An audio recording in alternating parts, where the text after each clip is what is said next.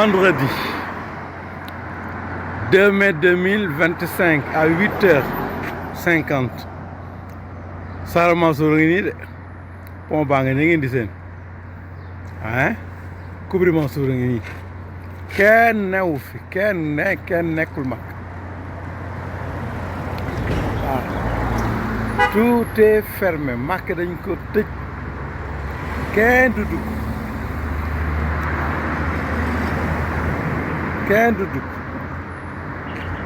comme ni ngeen ko xamee rek visa dafa bari type ay façon visa ziar visa umra visa hajj visa touristique et cetera visa yëpp nag arrêté nañ leen depuis presque 3 semaines visa hajj rek moo am léegi kon ñi amoon visa umra yëpp ñibbi nañ génn nañ leen kon visa hajj rek ñoo fi des ak visa ziara voilà donc Makka ngi nii fii nag ci benn quartier rek laa nekk nii pour wala ne Makka yëpp nag nii la mel fi mu nekk doo gis pécc waaw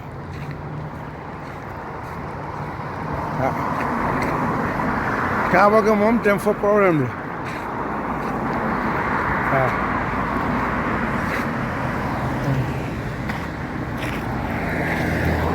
gis nga police ngi noonu ñu ngi noonu romb ma di patrouiller rek hôtel yëpp dañoo tëj restaurant yi dañoo tëj gis nga fii mooy l'autre côté de l'avenue Kubri Mansour mi ngi ni kenn newu fi tous les hôtels sont fermés di xaar ujaaj yi war a ñëw dans 2 semaines incha allah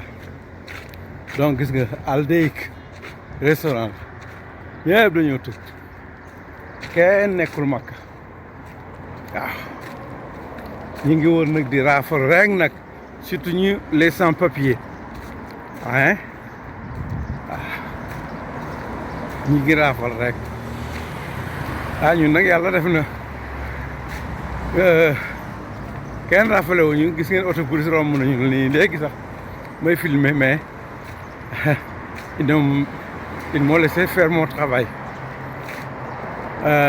contrôlé nañu ma aussi même Kaaba ga mais dama leen jox sama visa ziar d'1 an ils m'ont laissé partir ay daal saa waay les sans-papiers moom ils sont traqués même ci biir hôtel yi ci biir kër yi day ñëw fëgg la waaw ñu ngi nii toutes les rues sont désertes waaw dégam nag kër yi la ñuy dugg sax di extraire nit ñi rare ngay gis ay petits restaurants comme bii par exemple bii mi ngi sama taatu kër ñoo dend man ak moom voilà donc voilà Makka actuellement on attend maintenant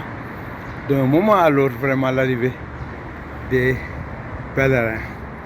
ñu ngi yaakaar nag ay 3 millions de pèlerins cette année encore Allahumma salli ala Muhammad wa ali Muhammad. Votre ami et confrère, enfin serviteur Cheikh Oumar Tall sur le jour al-Yawm depuis Makka ce vendredi. Allahumma salli ala Muhammad wa ali Muhammad.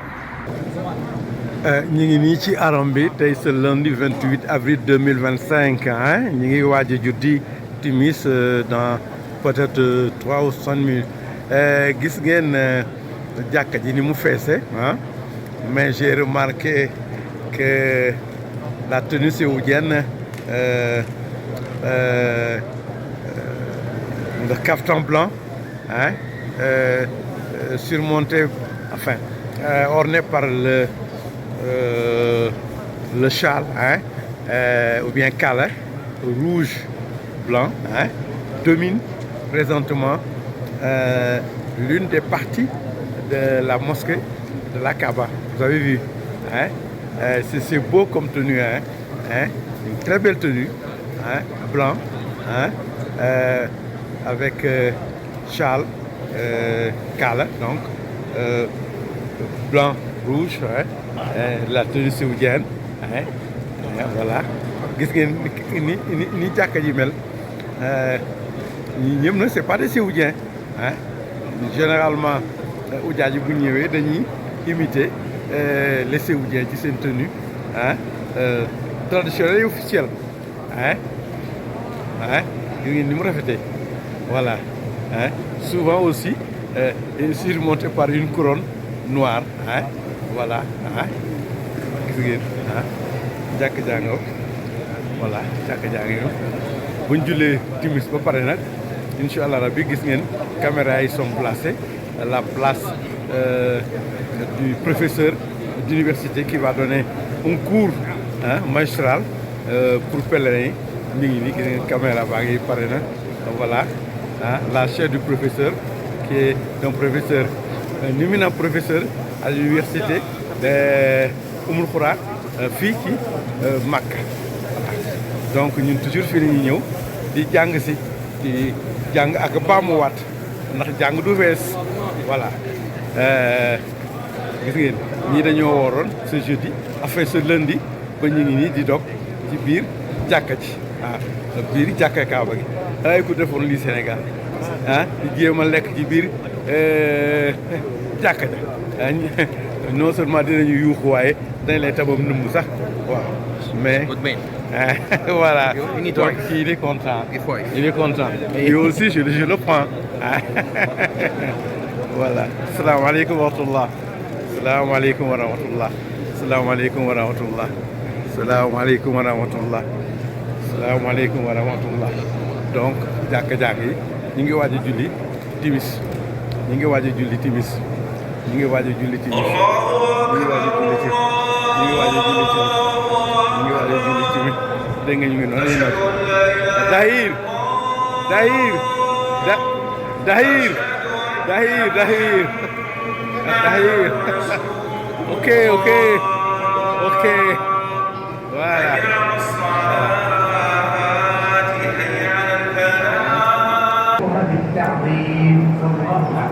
Lundi 28 avril 2025 ñu ngi doon professeur bi ñu la doon wax université Oumoul Khoura Makka moo joxe ni cours, voilà. Ces cours sont très bien suivis.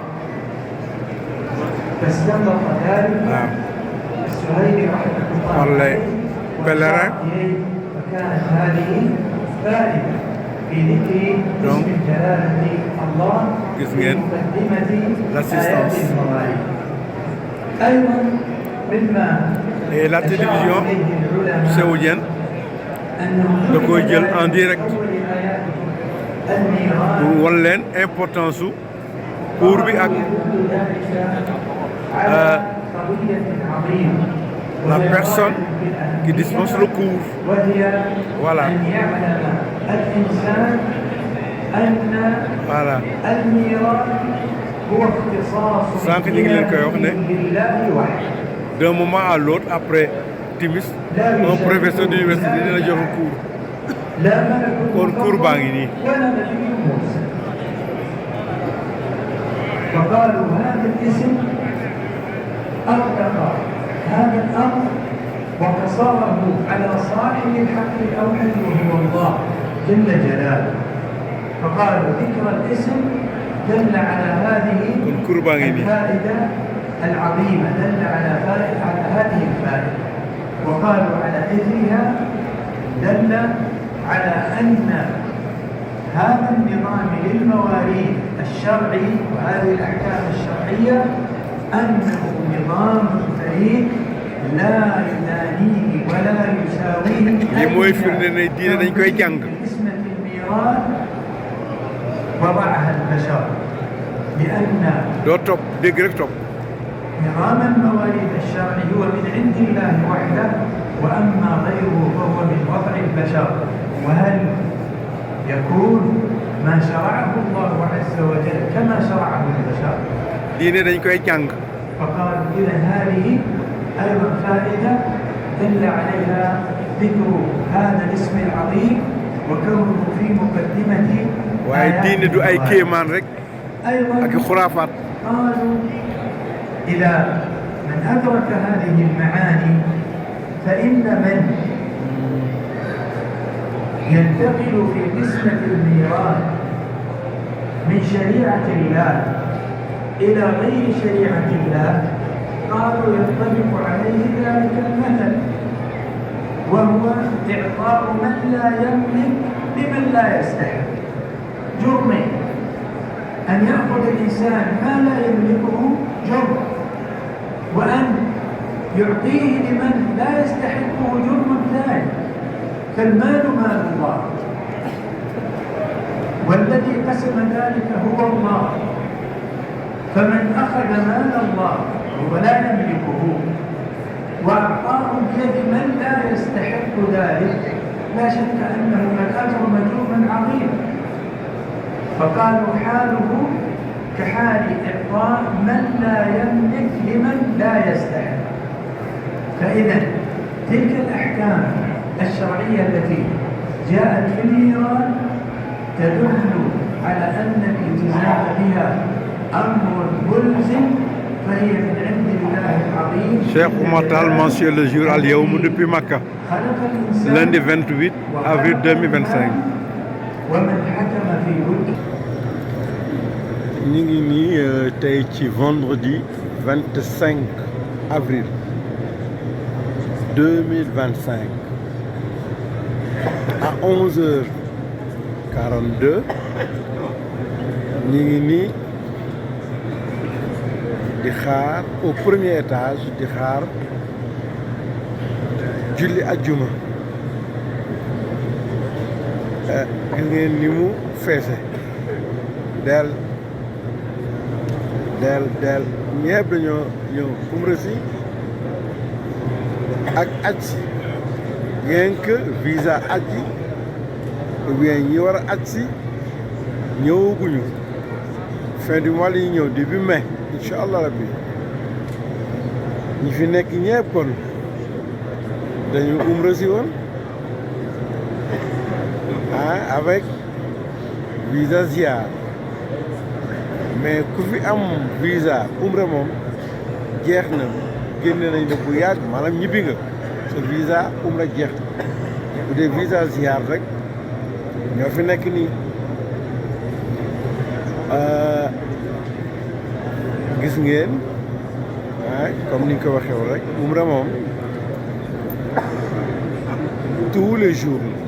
65 jours sur 65 jours. ndax umra naafila la te umra ak ñu koy wax petit pèlerinage ak grand pèlerinage yàlla subhaanahu wa taala moo wax ne umra bu mu nangu mbaa aj bu mu nangu àjjana la koy fay. kon looloo tax umra di jara def lu jara def la. aji rek la yàlla subhaanahu wa taala teg doom adama jaami jullit yi benn yoon par at ci boo ko mënee waaye boo ko mënee boobu bu mu tax ñi indi nit ñi di convoyer moo xam privé yi la moo xam état yi la war a ñoo laxas jaar ci mbir maanaam cheral ko cheraay boo xam ne ba jaami yàlla yi duñ mën a ñëw. ndax aj gu yàlla nangu mbaa umra gu yàlla nangu àjjana la koy fayee comme ni nga ko waxee waaye comme que ñun xamuñu aj gu ñu nangu mbaa umra bu ñu nangu di ko def di ko baamuwaat am na njëriñ ci def lu ñaar mbaa ñett mbaa ñeent yaa mën nga njott ne lu bon bon ñaar yi mbaa ñett yi amu ci benn bu yàlla la moo tax di ko baamuwaat am njëriñ waaye même bu fekkee benn aj rek nga def it mbaa benn umra rek nga def it sug dund amal njott bu rafet ne yàlla nangul na la ko ndax loolu yonent yàlla moom sax alayhi salaam jàngale aussi njortal waaye loo njort yi ne yàlla nangul na la ko yàlla rek moo xam alimul xaybi wa shahadati maanaam ki xam li nëbb ak li feeñ li ñëw ak li ñëwagul moo tax yow boo ko mënee di baamu ak baamuwaat rek ba tey lu baax kon loolu rek a tax ñun ñu koy jéem di baamu ay yooni yoon te di ñaan yàlla nag dëkk ci ilaa yow mi diini ngir dajeeg ngërëmul yàlla gis ngeen xeet yëpp fi nekk les 4 coins du monde arabe pakistanais Bangla India Africa America Europa yëpp ngi fi langue yëpp ngi fi dinañ faral di wax ne avec la diversité culturelle et linguistique bi caractériser la umma islamique terewul les musulmans parviennent à communiquer à se comprendre à s'aimer parce que ils visent musulmans yëpp dañuy viser sur la même direction le même objectif mooy dajeeg sàkku ngërëmul yàlla at naka la Cheikh Oumar Tall mentionne le jour al yawm fii ci Makka ce vendredi 25 avril 2025 allahumma salli ala Muhammad wa ali Muhammad. ba tey encore ci reportage bi ñuy def tey ce dimanche 4 mai 2025 gi ngeen beneen hôtel yi nii hôtel Leman Al Taj waa Indonésie ñoo ko jël mi ngi nii hôtel baa ngi nii 716 ak 2025 moom it gis ngeen ko hôtel 1 étoile donc ba tey mi ngi ci avenue Sara Mansour comme ni ma ko waxoon sànq rek c'est la nation la plus peuplée la nation musulmane la plus peuplée du monde. Deuxième nation l'Inde l'Inde qui a des milliards de citoyens mais 40% yi c'est des musulmans ce que beaucoup de gens ignorent 40% de la population indienne est les musulmans 60% yi des c'est composé entre des hindous maanaam religion hindoue ou bien des comment dire des chiites ou bien des comment dire encore des bouddhistes voilà donc après l'Inde il y a le Pakistan un géant de la umma islamique l'Iran un géant de la nation musulmane sans compter la Turquie etc donc gis ngeen de waa Indonésie la nation la plus peuplée musulmane la plus peuplée ñoom de gis ngeen ci hôtel yi ñuy loger seeni pèlerin ñun nag Sénégal un pays sous-développé nee nañu yee dañuy jaay ay jooma ñaaw ay hôtel palace la ñuy loger ci taatu Kaaba gi ou bien ay hôtel 5 étoiles ci taatu Kaaba gi ba pare rek di fay ay di gën a tuuti de ci privé yi ay 5 millions 200 6 millions 7 millions 10 millions sax am na kon ñu ngi nii maa ngi nii ci Kubri Mansour bi moo jëm ni Kaaba ga Kubri Mansour ngi nii Sara Mansour ngi nii nii moo jëm nii Jidda donc les musulmans indonésien nii la ñuy doxe à 1 kilomètre de la Kaaba dëkk ci ay hôtel 1 étoile 2 étoiles maximum ah ñun nag ñu bëgg dëkk nag ci taatu Kaaba gi ay palace moo xam Marriott la moo xam Hilton la moo xam Sheraton la moo xam Anjum la moo xam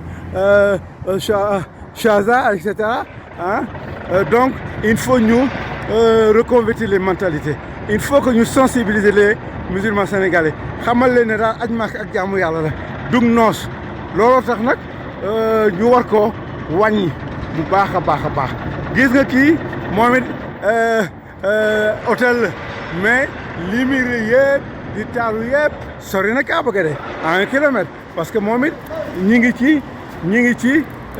moom it gis ngeen hôtel 3 étoiles la waaw ñi ngi ci Sara Mansour bi fii ay marocain ay gis ngeen seen drapeau yi ay waa Qatar waa Oman fii ci yi la ñu logé ñun nag ñu bëgg dëkk nag ci taatu Kaaba gi nag di fay ay 5 millions ay 6 millions 10 millions jëm kaw du dëgg du yoon il faut ñu dellu si waat xel yi xam ne c'est un pays sous-développé ba pare diine l'islam bëggul puukare te yenn yi nag ak puukare la daal waaw kon daal bu ñu sensibiliser pèlerins yi wax dëgg aussi les voyages privés y compris même l'État ne leen nañu repenser les prix ñu wàññi ko nit ñi mën a ñëw jaamu si yàlla du dëgg kon daal lii na ñëwoon le jour mensuel le jour al yawm dina ko def tey ci reportage dimanche 4 mai 2025 à 10 heures fii ci Makka allahumma salli ala Muhammad wa ali Muhammad ci cadre sunu reportage quotidien tey ñu ngi fii ci benn hôtel 1 étoile comme ni ngeen ko gisee nii 1 étoile mi ngi ni firnde gi donc fii bokk na ci hôtel yi waa Indonésie jël hôtel ñu ngi ko numéro sax fi 717 hôtel bi mi ngi fii ci avenue Sara Mansour hôtel 1 étoile comme ni ngeen ko gisee nii ni mu rëy te taar mi ngi nii gis ngeen ko Indonésie comme ni ngeen ko xamee c'est la nation musulmane la plus peuplée du monde mi ngi nii kon ci avenue Sara Mansour c'est un pays développé waaye gis nga seen pèlerins yi ñu ngi logé ci hôtel ay 1 étoile te Indonésie yàgg nañoo wax ne pèlerins indonésiens sont très disciplinés loolu moom ñëpp xamal nañ leen ko gis ngeen fi ñu logé beneen hôtel baa ngi nii encore toujours 1 étoile moom it mi ngi nii mi ngi nii 1 étoile ba tey fii hôtel bi aussi c'est le numéro 713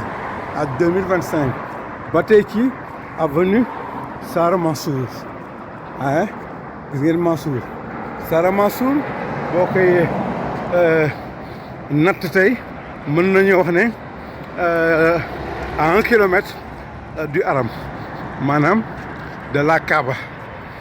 te indonésien dañ koy dox aller retour waa ci yar ak teggin ak tey ndax dañoo ñëw pour jaamu yàlla moo tax wutuñu le luxe comme ñun sénégalais yi nee nañu ay hôtel place la ñuy jël ci taatu Kaaba gi ou bien ay hôtel 5 étoiles te nous sommes un pays sous-développé